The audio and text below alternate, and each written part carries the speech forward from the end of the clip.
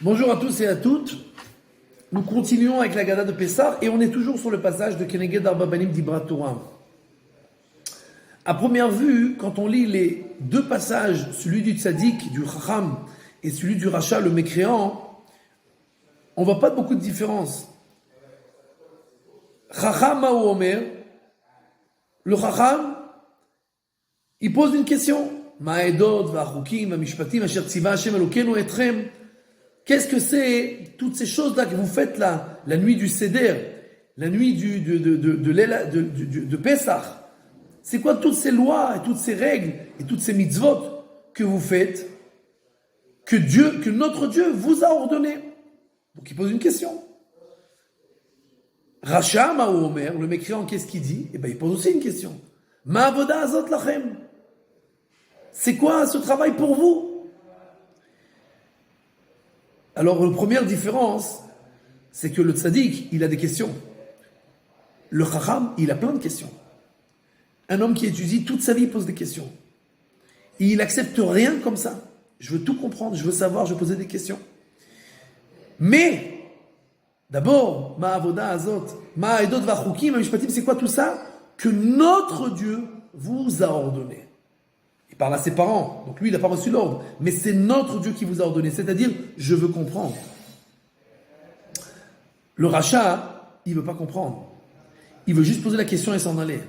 C'est quoi ces bêtises? Ma avoda azot lachem. Une fois, il y a quelqu'un qui est venu voir le Rav de Brisk et qui lui a dit: où était Dieu pendant la Shoah? Où était Dieu pendant l'Holocauste?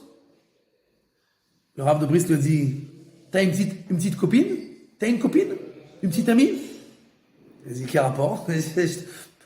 Quel rapport? Je te pose une question sur la Shoah, tu me poses une question sur j'ai une petite amie? Il dit: tu me poses une question, moi aussi je te pose une question. Est-ce que tu as une petite amie ou tu n'as pas de petite amie?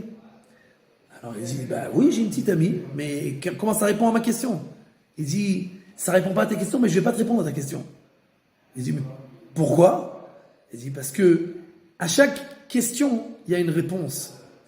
Mais pour une excuse, j'ai pas d'excuse. Il dit: les rabbins sont toujours obligés d'être compliqués comme ça, tu peux pas me répondre tout simplement? Mais je vais t'expliquer. Quand quelqu'un il pose une question pour comprendre, alors on a toujours une réponse à lui donner. Quand quelqu'un il pose une question pour avoir une excuse, alors à une excuse, j'ai pas de réponse. C'est-à-dire que toi, tu as une petite amie, tu sais que c'est interdit. Pourquoi tu as une petite amie? Parce que tu veux. Et comme tu sais que c'est interdit, et qui c'est qui te l'a interdit? C'est la Torah. Donc qu'est-ce que tu vas chercher? Tu cherches une excuse. Où était Dieu pendant la Shoah? Il n'y avait pas Dieu pendant la Shoah? Je peux garder ma petite amie. Donc en fait, c'est pas que tu cherches à comprendre, tu cherches à avoir une excuse. Et donc, quoi que je te réponde, ça servira à rien. Parce que ce qui t'intéresse, c'est d'avoir ton excuse. Et donc, ton excuse, tu l'as depuis le début, tu n'as pas besoin de réponse. Le Chacham, il pose une question pour comprendre. Et si la réponse, ça va devoir lui faire des changements, il les fera. Et donc il pose la question: Ma'edot, va'achukim, va'mishpatim, expliquez-moi tout, je veux tout savoir. Le rachat, il pose une question très courte: Ma'achukim, ma'avoda azot lachem. C'est quoi ce travail-là que vous faites? Et c'est tout, il s'en va. Il ne veut pas vraiment comprendre, il ne pose pas vraiment de questions. D'accord? Et donc en fait, qu'est-ce que c'est que ces bêtises vous faites? C'est pas une question, c'est une question rhétorique. Il veut juste dire: c'est des bêtises. Et comme c'est des bêtises, donc moi je peux continuer à faire tout ce que je veux dans ma vie.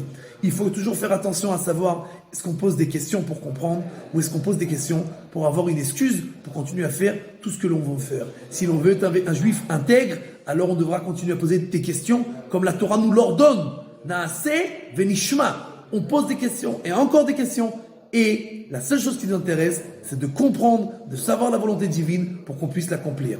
Be'atzlacha lekula.